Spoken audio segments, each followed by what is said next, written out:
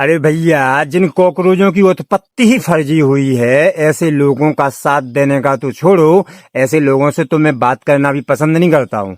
समझ रहे? बिल्कुल साथियों, समझना पड़ेगा हमें कि क्या होता है कि एक गांव में दो चार लोग आते हैं और वो लोगों को फायदे बताते हैं कि बैंक खोलना चाहिए गांव में, और बैंक खुलेगा तो गांव में ही फायदे होंगे, ही विकास होगा, तमाम प्रकार की बातें लोगों को भी अच्छी लगती हैं और उनकी मांग में लोग भी साथ हो जाते हैं।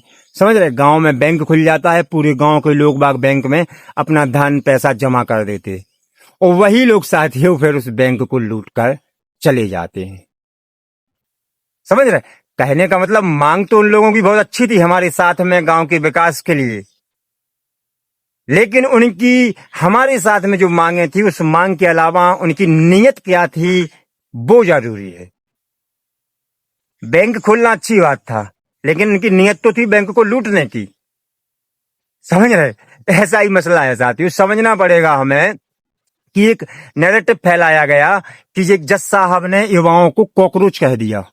समझ रहे? बेरोजगार युवाओं को, जो नीट वाले छात्र हैं, आंदोलन कर रहे हैं, तो इन्हें कॉकरोच कह दिया और फिर सभी लोग बन गए मैं कॉकरोच, मैं कॉकरोच, मैं कॉकरोच। अब साथियों में समझना पड़ेगा कि हकीकत में क्या हुआ था उस दिन, न्यायालय में क्या हुआ था। उस दिन ये हुआ था कि उदाहरण के तौर पर मैं हूं जैसे, या आप हैं, तो एक व्यक्ति पढ़ाई करता है टीचर की, शिक्षक बनने के लिए। उसके पास जो डिग्री होती है, उसके पास डॉक्यूमेंट होते हैं, उसके वो तैयारी होती है, वो होती है शिक्षक के लिए। लेकिन वो क्या करता है कि वो फर्जी डॉक्यूमेंट बनवा कर, चूंकि क्या है कि सरकारी नौकरी नहीं मिलती है उसे, शिक्षक तो बन नहीं पाता है वो। समझ रहे? तो फर्जी डॉक्यूमेंट बनवा के फिर वकील बनना चाहता है कि हम वकील बनेंगे। तो वो जज साहब कहते हैं कि भैया, इतना खराब सिस्टम हो गया है कि सरकार युवाओं को रोजगार नहीं दे पा रही है, इस वजह से ये युवा कॉकरोच बन रहे हैं। नहीं समझ रहे कि मतलब जिस चीज के लिए आपने पढ़ाई की, लिखाई की, सब कुछ किया, वो नहीं करके आप फर्जी डॉक्यूमेंट लगा रहे। समझ रहे? तो सरकार को उन्होंने चेताया और सरकार के लिए उन्होंने सवाल भी खड़ा किया कि भाई क्यों ऐसा कर रहे हैं कि युवाओं को कॉकरोच बनना पड़ रहा है, भटकना पड़ रहा है अपने रास्तों से। उन्हें जिस लाइन की पढ़ाई कर रहे हैं वो उस चीज में उन्हें रोजगार ही नहीं मिल पा रहा है। तो सरकार के ऊपर सवाल खड़े किए जज साहब ने और बताया कि जो फर्जी लोग हैं उन्हें कॉकरोच बताया। तो आप ये बताइए साथियों, क्या फर्जी हैं? क्या फर्जी डॉक्यूमेंट लगा के कोई जॉब चाहते हैं? क्या फर्जी में तरीके से आप एडमिशन चाहते हैं, नीट पास करना चाहते हैं, कुछ भी बताएं हम? मतलब हर एक लोग, फिर साथियों एक हवा फैलाई गई कि अरे कॉकरोच बोल दिया युवाओं से, कॉकरोच, मैं कॉकरोच, मैं कॉकरोच, मतलब सब बन गए भाई मैं फर्जी आदमी, मैं फर्जी आदमी, मैं फर्जी आदमी। बताएं आप। फिर साथियों क्या होता है कि आप जो पार्टी है, आप अरविंद केजरीवाल, ये राघव चड्ढा की कमी खल रही है, समझ रहे? और चूंकि बहुत से लोग, जब से भाजपा ज्वाइन की राघव चड्ढा ने, तो राघव चड्ढा के लिए तलाश कर रही कोई तो आए जो राघव चड्ढा की जगह ले। फिर इसी बीच में साथियों ये अभिजीत दीपके का जो मूवमेंट सामने निकल के आया। खुशी हो गई भाई आप वालों को कि चलो ठीक है, राघव चड्ढा हमें तो मिल गया।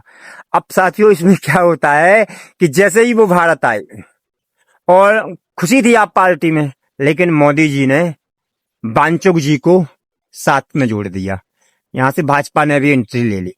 अब साथियों इस आंदोलन में पूरा सोच रहे थे आप वाले, केजरीवाल, संजय सिंह, आप ये सभी सोच रहे थे कि इसी प्लेटफॉर्म पर आंदोलन हो और जो दीपके है वो घूम फिर के आगे चल के साथ में आ जाएगा अपने ही, और इसको अपन हाईजैक कर लेंगे।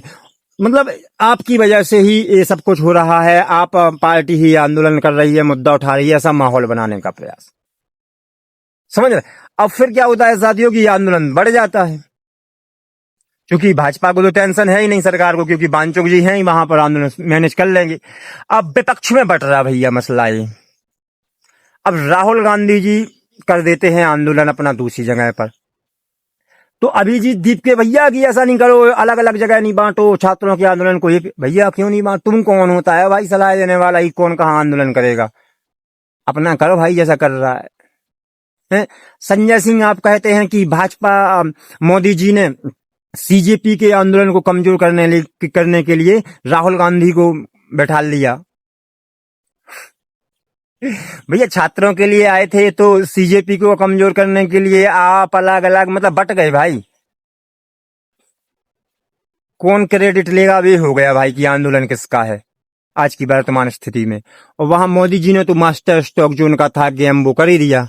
अब बचे हैं भाई वहां पर रीलबाज वीडियोबाज, 2-4 दिन चलेगा इन लोगों का, बाकी सरकार फिर अपने तरीके से साफ सफाई करवा ही लेगी। बाकी मोदी जी तो अब इंस्टा मूड में है ही, हेलो फ्रेंड, हाय फ्रेंड।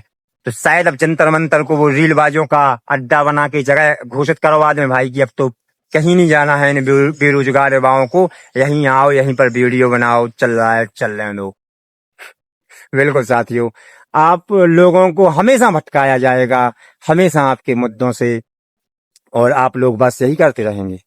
और मतलब हम जैसे लोगों को आप भाजपा का दलाल, गद्दार, यही सब बोलते रहेंगे और परेशान रहेंगे हमेशा। बिल्कुल, बाकी आप सभी से यही कहूंगा साथियों, समझदार बने, जागरूक बने, हमेशा मिलजुल कर रहें। जय हिंद, जय भारत।